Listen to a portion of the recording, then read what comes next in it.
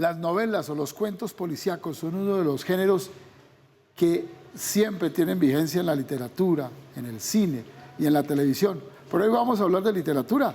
Rubén Orozco, un hombre con un arma, es el autor de esta novela.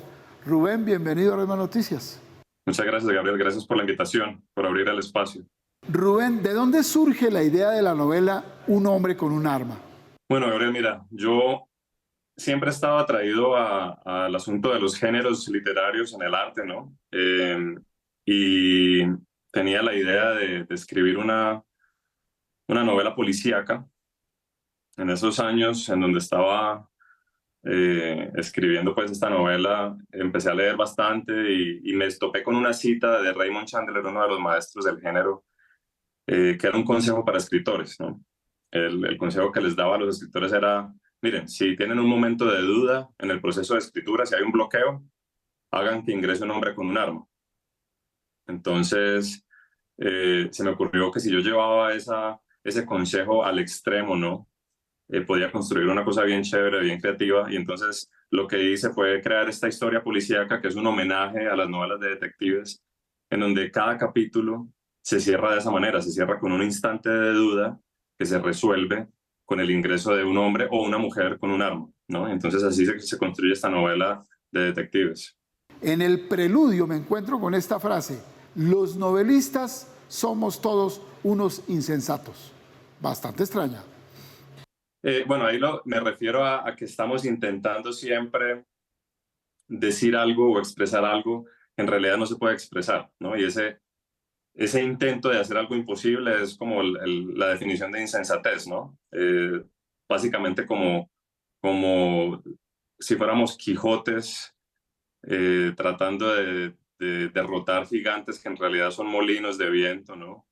De alguna manera somos eso, somos personas que nos empeñamos en hacer algo que es imposible de hacer, pero lo seguimos haciendo porque hay algo dentro de nosotros que nos empuja hacia eso, ¿no? Ignacio Cienfuegos es el personaje central, el investigador que debe esclarecer la muerte del poeta Víctor Cantor, ¿cierto? La novela es un homenaje a las novelas de detectives y este personaje de Ignacio Cienfuegos, que es el detective, está construido un poco siguiendo el modelo de este arquetipo de detective. Entonces es un tipo aporreado por la vida, eh, eh, exalcohólico, ex policía, detective privado. Él literalmente ve el mundo en blanco y negro porque debido pues a su alcoholismo tuvo un accidente que le causó un daño cerebral y le dejó una condición neurológica llamada cromatopsia, es decir, la incapacidad de ver los colores. Entonces nuestro personaje literalmente ve el mundo a blanco y negro como en las películas del cine negro. Entonces es un tipo derrotado un poco al que le llega este caso, el caso de la muerte de Víctor Cantor. Y de alguna manera la novela es también como el camino de Cienfuegos hacia la redención, es decir, que la novela trata mucho sobre el fracaso, sobre las segundas oportunidades, sobre cómo salir pues de esa profundidad a la que a veces nos obliga la vida. Otro de los personajes centrales es Candela. Correcto, sí, Candela también, como te decía, la novela está llena de esos arquetipos porque es un homenaje. O sea, hay un juego literario que es el que me interesa a mí, pero también está el otro juego que es el de la parodia del género. Y entonces la mujer que llega al despacho de Cienfuegos a presentarle el caso es también el arquetipo de la mujer fatal, ¿no? De la mujer despampanante que llega eh, y que desequilibra un poco el intelecto de Cienfuegos porque lo mete por otro lado más pasional. Y entonces es un personaje bien interesante. Obviamente ahí también empieza a haber una tensión, digamos, romántica, sexual entre los dos, que se va a desarrollar en la novela. Me llamó la atención una reflexión de la novela y es esta: el problema de hacerse viejo es que uno comienza a buscar más y más las esperanzas. ¿No es un poco lo contrario, Rubén? Bueno, no sé, esto es Cienfuegos hablando, ¿no? No yo. Una cosa es el personaje y otra cosa es el autor. El caso es que de pronto porque Cienfuegos está en esa situación tan delicada en términos económicos al comienzo de la novela y en términos de su sentido de identidad y sí, bueno, de su, de su amor propio, digamos, él empieza a buscar esas esperanzas de que por fin se le cambie el destino, que por fin le empiece a ocurrir algo bueno, ¿no? Es como lo único que le queda, mejor dicho. Me encuentro con una frase de uno de mis filósofos favoritos, Émile Cioran. Es esta: el hecho de que la vida no tenga significado es una razón para vivir. Es más, es la única razón para vivir. ¿Por qué la trajo a colación en la novela? Sí, Gabriel, en algunos de mis personajes y en realidad pues es algo con lo que yo también, en lo que yo también participo, ¿no? No creo que la vida tenga un significado ulterior a este momento, a esta conciencia que tenemos nosotros. Parafraseando a Carl Sagan, si nosotros somos el universo que se conoce a sí mismo y cuando nos damos cuenta de esto, cuando llegamos a este nivel de conciencia, vemos que no hay un motivo posterior, no hay nada más que ser parte de esta fuerza natural que es el universo. Entonces hay algo ahí de mis personajes. Puede sonar como algo pesimista, pero en realidad es una aceptación total, me parece, de la vida, ¿no? Que incluye la oscuridad y la luz, que incluye la muerte, la vida, en fin. Y eso se respira en mis personajes con seguridad. Rubén, otro personaje con el que nos encontramos es con Orestes Montoya. Volviendo a los arquetipos de los personajes de las novelas de detectives, Orestes Montoya cumple el papel del acompañante, del ayudante del detective, ¿no? Ya sabemos pues que esas parejas, esos dúos son clásicos en las novelas de detectives, en las historias de detectives. Está Sherlock Holmes y Watson, por ejemplo. Está Batman y Robin. Y en fin, entonces Orestes Montoya llega a ayudarle a Cienfuegos. Es un muchacho curioso, también metido en el mundo de las letras, y me permitía a mí como personaje hacer un juego metaliterario porque Orestes Montoya está siempre documentando lo que pasa en su cuaderno de notas. Él quiere escribir un libro de detectives, eh, y acompaña a Cienfuegos dándole también una visión diferente de las cosas, de pronto una visión más optimista, una visión también un poquito más ilustrada, porque Cienfuegos es un hombre un poco inculto, eh, y me parecía un juego chévere de hacer ese balance, ¿no? Bueno, y ahora ahondemos en Víctor Cantor, el poeta. Bueno, Víctor Cantor, eh, que es un poeta célebre, de pronto lo más ficticio de la novela, ¿no? Un poeta que vive su vida gracias a su trabajo en la poesía.